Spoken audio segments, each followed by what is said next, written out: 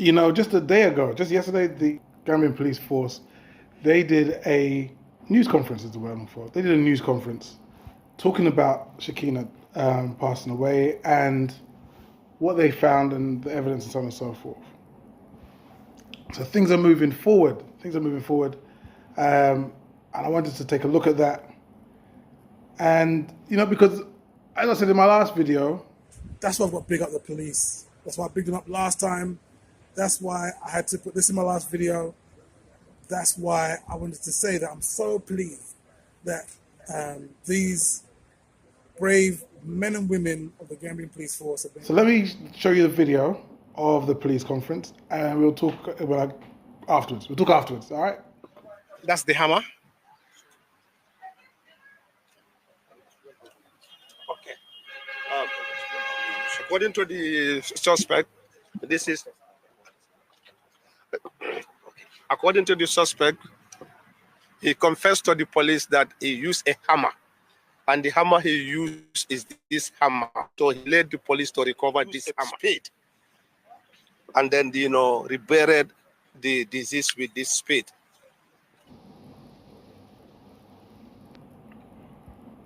Oh my God. Was that man holding the hammer with his bare hands? Like the evidence. He has his fingerprints. He has his fingerprints on the evidence, isn't he? Now, me, I'm not police. I don't know anything about police work. But you must have an evidence bag. Surely, I've seen enough episodes of CSI and flipping Hill Street Blues. So I've seen enough episodes of Hill Street Blues to know you need to have an evidence bag. I know that. They said the man used this spade and picked the spade up off the floor. Okay. So let me not get too negative, you know, on the police and their fine work. Let's not do that. I'm sure he's got a good reason for holding the evidence with his bare hands, raw dogging the hammer. I'm sure he's got a good reason for doing that. But let's not get into that just yet. Let's consider something else. What's going to happen afterwards? Now, beforehand, in my previous video, I said to you, yes, the assailant, the culprit, he had, you know, there was blunt force trauma. I had said that there was premeditation, so on and so forth. And so the police backed up what I said. So now, considering the country that this has happened in, and considering that the victim is not Gambian, and considering that the criminal is not Gambian, I would expect for that young man to be deported back to his country where he could live a long and healthy, happy life among his people. You know, get a free trip back to his country, and he can live with his bleached skin under the sun in his home country. That's what I believe will happen. I'm very reluctant to believe that there will be justice given at the end of this thing, simply because of the nationality of the victim, the gender of the victim, and the nationality and gender of the assailant.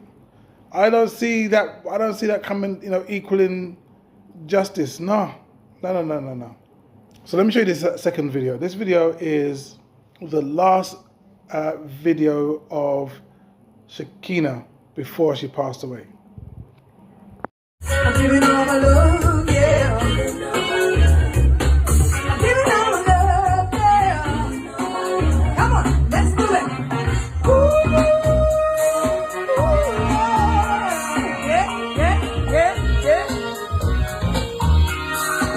You waited good until I come for you to do me any way that you wanted to. Too bad you didn't handle me with care. You'll never never find this kind again anywhere. All this love that I'm giving, all this love that I'm giving you, all this love that I'm giving, all this love that I'm giving, all this love that I'm giving. Don't get tired now. Love that I'm giving you. So there you can see our sister Shakina at the front of the electric slide, you know, with electric green trousers on, electric green shoes on. The girl was a style and profile. That was her way of moving about the Gambia. This thing about living your best life, it happens. And the question is it possible? I sat down with that sister there that you saw singing. That sister, her name's Merle. She's from Nottingham in England, actually. She's from Nottingham. You know Nottingham as in Robin Hood? Right. The Sheriff of Nottingham. That's where this sister's from. So I spoke to her. So we'll have a listen to that and see what she can bring to the conversation about how safe it is for women to come to the Gambia to live their life.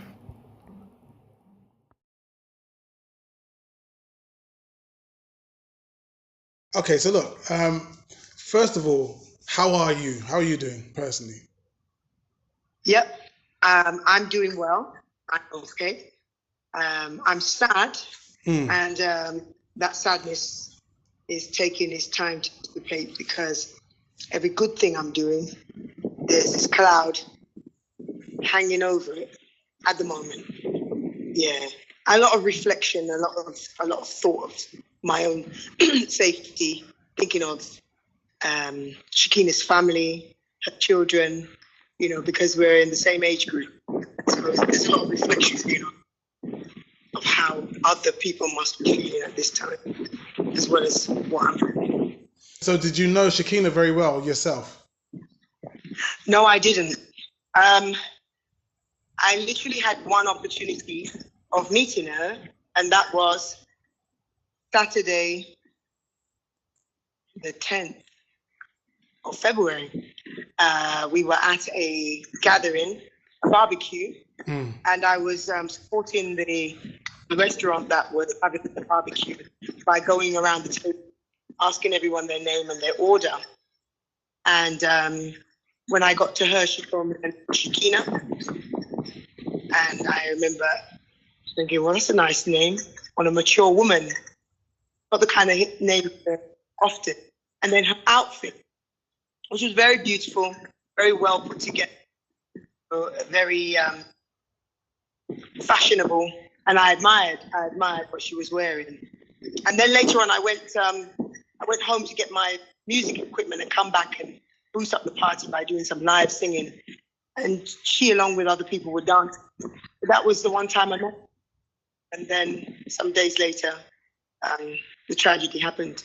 You know, it's really strange. She was a very she always came out looking tip top all the time. Yeah. I could tell just from that outfit, a lot of effort made to keep yourself looking now. And all these things are like playing on the mind. It's vibrancy, life. I love life. I love what I'm doing. I love me. I love to create and look good. It's all part of being vibrant in the life that you have. And to have it snatched away, you know. I'm not saying it's the most important thing, but she was enjoying her blessing of being alive. She was enjoying herself. Yeah. Yeah. So I mean, that obviously was the video that we just watched. That was on the 10th. Yes, the 10th of February. Yeah, okay. The Saturday. Wow. The Saturday before. Wow.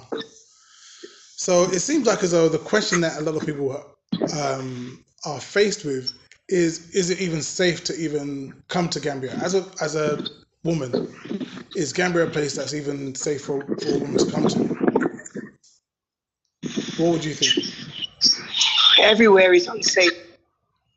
Everywhere is unsafe. Everywhere is safe. If you live in England, because that's where I'm from, so I can go on who I am and where I was born and raised. I'm born and raised in England. And there's dangers around every corner. And we take precautions accordingly because we were raised in that society and we know how it operates. Absolutely. When we come to Gambia or any other African nation or anywhere else in the world, we have to, just like the way I learned to drive here. I've been driving 30 years, really. Mm. But coming to Gambia and driving, I literally had to watch everything again and see how the pattern works. And now I drive here at night and it doesn't bother. So the same way with your safety, don't be blasé and think, I'm home, Mama Africa, I'm here. Embrace me. Because not everybody is willing to embrace you. And especially if you're caring, giving, and you're out to, you've got a mission for giving here. Some people may take advantage of that. But you hold yourself and your first security for yourself. Before you being a giver, you cannot give if you're not here. So being a giver, you have to give to yourself first. Protect yourself and your interests. Careful of how much information you give out. Even me now, I brought some people here the other day who didn't really need to be here. They didn't even need to know where my land was. They didn't need to know. But the joy in what I'm doing, look how I'm, and I want validation as well. Like, wow, sis, you're doing well, but I don't need it. No. That's something that I've checked myself on. You don't need validation from anybody. You know you're doing well. So you're advancing in this vision. So loose lips sink ships. Be mindful of yourself. Remember, you're a woman, and whatever you're wearing, whether you dress modestly or you dress showing lots of parts of your body, and you're on your own, be mindful. Yeah,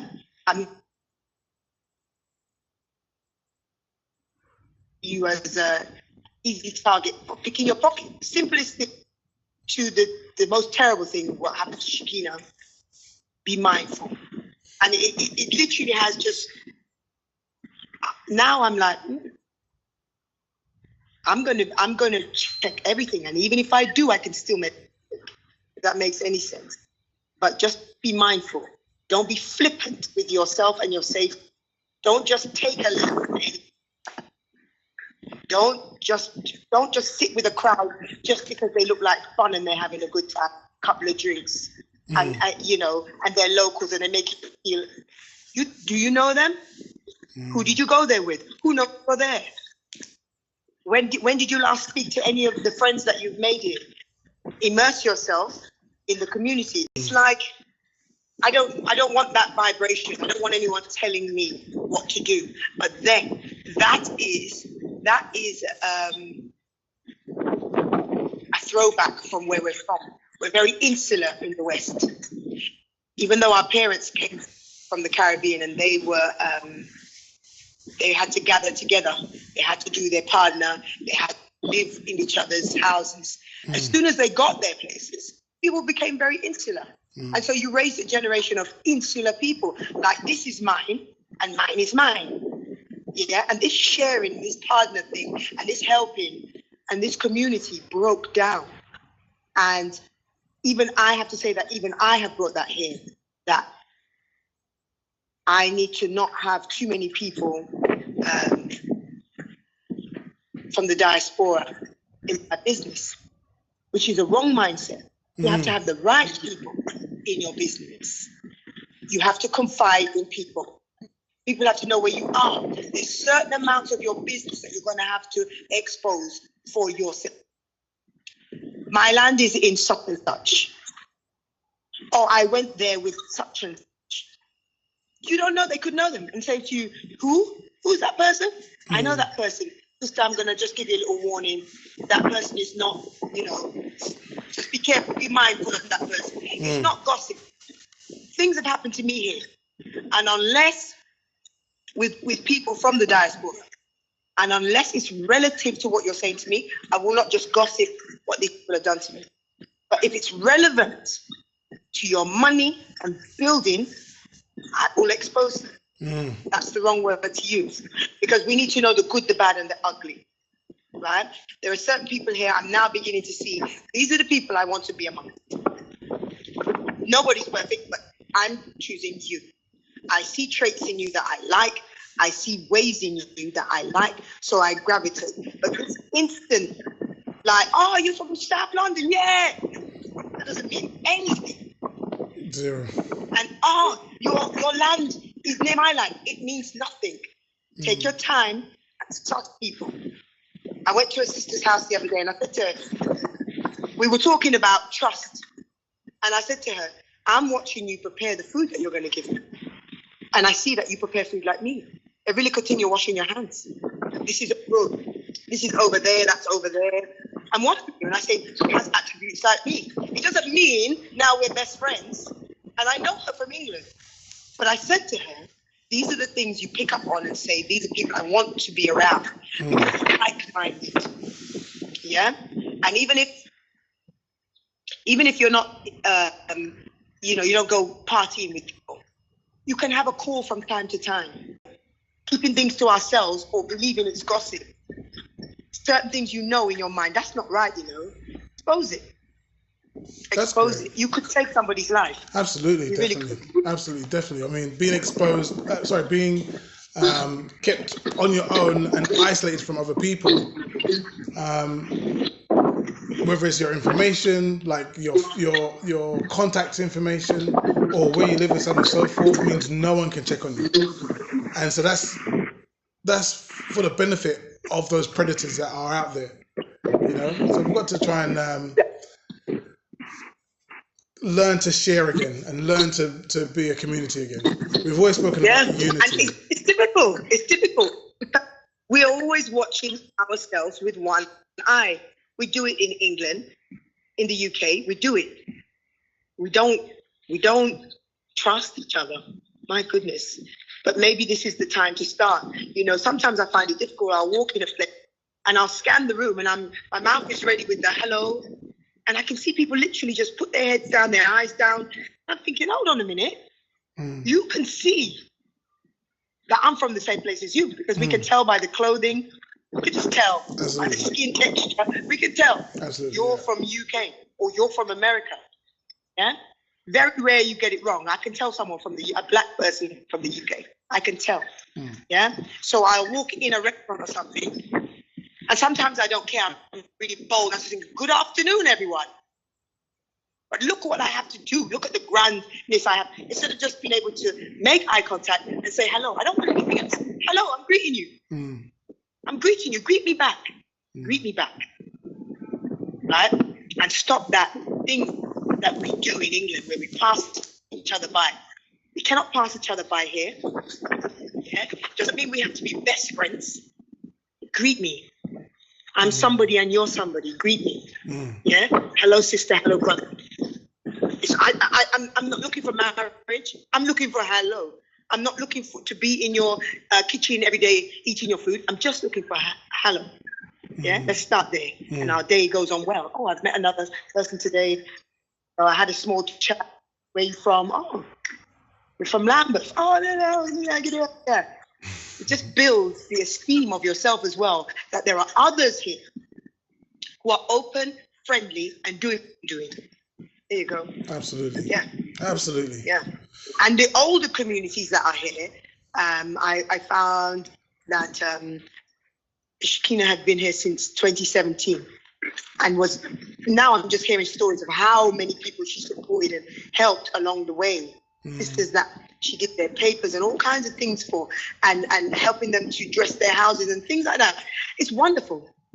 I find this out when someone has passed on, but it's wonderful that the older community, I mean that by the amount of time you've been here, must embrace new people. When you see a new person, that you know you don't know them, I think it becomes a responsibility to be the one to say hello, how are you? If they don't want to respond or if they don't want to give out any information, that's fine. But you did what you needed to do. You opened the door. to fellowship. Yeah. I have someone who asks me every minute when they call me, "Where are you?" And I find it offensive. What do you mean, where am I? What's it got to do with you? Foolishness. Now I tell them. Yeah. It's not nosy. It's not nosy. It's facts. It's facts that you need to know. Where are you? I'm on the beach. I'm on Bass Beach in Batakongo. I'm in Senegambia. I'm at Yasmina's in. Where was she? That's where she was. How long are you staying there? Who are you with? I used to be offended by these questions here in Gambia, being asked, thinking people would be nosy. Don't be up in my business. But certain amounts of your business, you need to release. Absolutely. What's the big secret? Absolutely. And it's not like to release it to Secret. everybody. And it's all about the inside. And it's not about releasing that information to everybody. It's like, you can pick your person, pick your people that you will release that information to. It doesn't have to be like everyone. Like, this is about strategy. This is not about... That wasn't releasing information to anybody. Say again? Sorry, go ahead. This is a person close to me. Good. Very in terms good. of my safety. In terms of my safety. Exactly. But I wasn't... I just felt like, why are you asking me that? I'm a grown person. No. What does that mean? No. Exactly. This is about strategy. So, exactly. Yeah. You said, is it safe? Yeah, it is safe for women to still come to Gambia, yeah. Yes. The answer to that question is yes. It is safe for you to come here. It's as safe as anywhere in the world. And it's beautiful. And if it's your desire to come and it's your vision to build here for yourself, and for your family, and for your future, do it. Do it. Yeah. So where are you now, sister? What is it you're up to right now? Well, right now, as we're making this call, I'm in my land, in an undisclosed location. Sure, good. But yeah, I'm just in my land, and it's a slow and sure process. At the moment, we're building one small house, and yeah, I feel in 12 months we've done quite a lot here on this land. Oh wow, we've been there 12 months, good. Over the fence is barbed wire, and over the barbed wire is growing bougainvillea all the way around. I've got this one. I don't know why it's not made it into the ground. Shall I call it Marley? Yeah, that's a good name. Good name for a bougainvillea. It's a good name. I'll call it Marley. All right. It's getting watered. I don't know why it got left, but it's just been sitting there. Brilliant. It's not in the ground. Brilliant. Time will come. Well, I hope Marley looks after your place for you and makes your place beautiful. But thank you very much for your time, sister. I really appreciate this. Yes. It's so good of you. Yes. And we'll catch You're up soon, welcome. huh? You take care. Yes, Take I care. will do. All right, till next time. I'm on it. Okay, so that's all I need to say about that, really. So look after yourself as you make your moves and do what you need to do over in West Africa, wherever you decide to go. Until then, this is your brother Marley, and we'll take care of yourself.